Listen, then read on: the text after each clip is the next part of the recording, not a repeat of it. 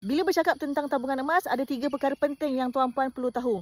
3 perkara ini akan membezakan sama ada tuan-puan akan untung dengan simpanan emas ataupun akan rugi dengan simpanan emas ini.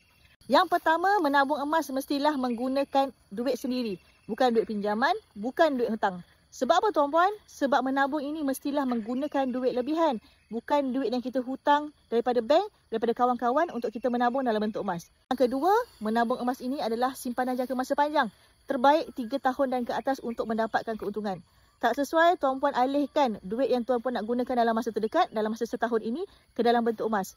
Kerana kemungkinan tuan-puan akan rugi melalui simpanan emas itu.